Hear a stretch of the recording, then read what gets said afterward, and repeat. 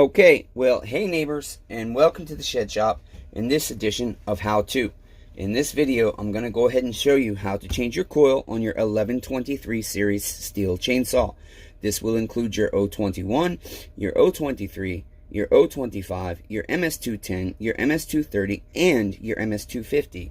Now on this saw, we are only replacing the coil pack itself, not the wiring harness. And the reason we are doing this is because we have eliminated every other reason for this saw to run bad, but it is still running bad.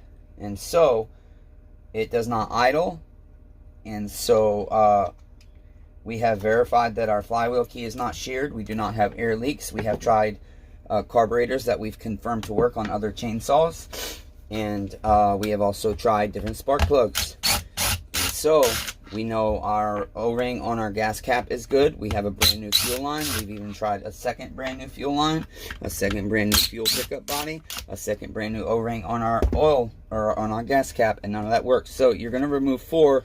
I don't have my collar screw in here, but there would be one there, and then you're going to move this handle up out of the way like that, and you're going to lift and tilt to get your cover out. Okay, you'll have 2 T27 screws. I'm disabled, neighbors. Do not use an impact like this on this job, okay? This is my saw, and if it was a customer saw, I always have plenty of parts in stock if I damage their saw using the impact because I am disabled. Okay, so then you can use a screwdriver to just kind of pop this black wire off, okay? Lift your coil up out, okay? And then right here, what you can do is all this is flexible just enough. We're going to end up doing that, okay, to bend that shroud out of the way and pull our wires out. But the other thing we need to do is unplug our boot. So you remove your air filter cover. I am GIMP, that's why I have to use a screwdriver, okay? And then, like I said, we will move that shroud out of the way by putting our, it's a hard thing to show you guys the right view. Okay, put your screwdriver in there. Move that out of the way. It is flexible. It does move. Okay, you might be strong enough even to just use your hand, your finger. For me, with my carpal tunnel and arthritis, it is very hard to do so. Okay, so we'll move that wire out of the way. Okay, and then to get our spark plug boot wire out, we can hold our coil, bend that shroud up. Okay.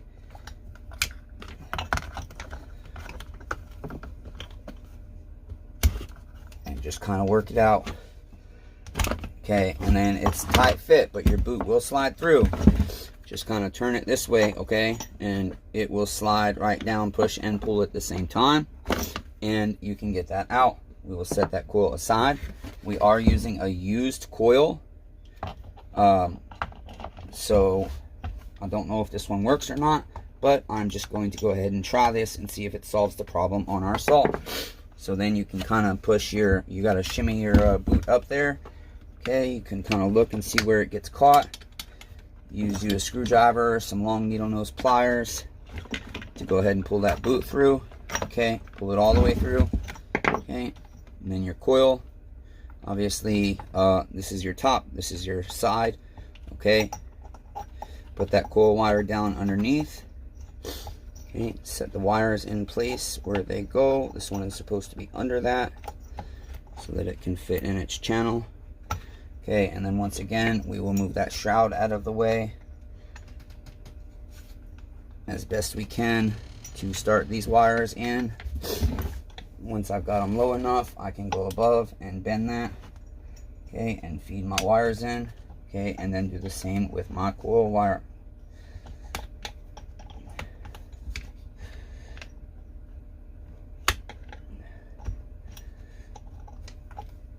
A little bit difficult for me because I have challenges in my hands, neighbors. You just got to work with it and be patient. Okay. All right, now that we've got that in its groove, we will go ahead and plug our ground wire in. I'm sorry, our kill wire. Okay. And then set our coil down in place. Okay, we will take our 2 T27s and get them started. Just a couple of threads for me because I'm going to put the Loctite on after I've got these started. Okay. Now, I do recommend Loctite on this. You don't want these rattling out and destroying your flywheel.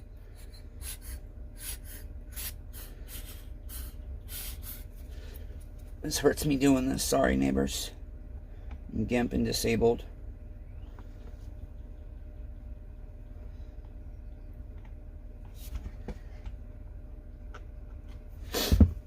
It is best to put that on first, but for me, right now my hands are hurting and I don't have very good control over them. Okay, so we'll get those down. We're still not tightening all the way. There's little clips here for this black wire to go into.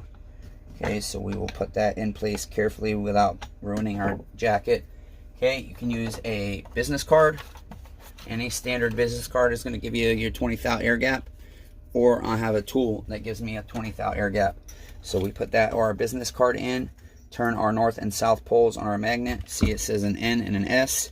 That is the magnet side. Okay, make sure your coil is up against your spacer, and then we will go ahead and tighten these down to Guten tight, but not Guten stripped out.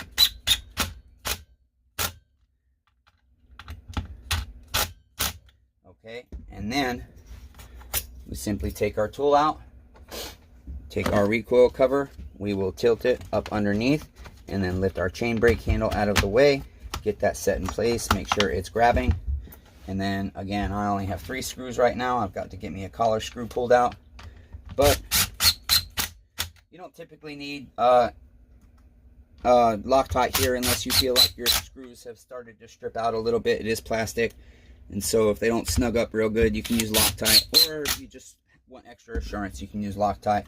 Okay, and then the final thing, plug that into our spark plug. Your switch has to be down at least 1 click to get your cover on. Line that all up. Okay, and then simply turn your knob, and that's it. That is how you change the coil on your 1123 series chainsaw. Until next time, neighbors, be kind to one another. Everyone's facing a battle. I love all 8 billion of you, even though I suck at it. Hashtag persevere.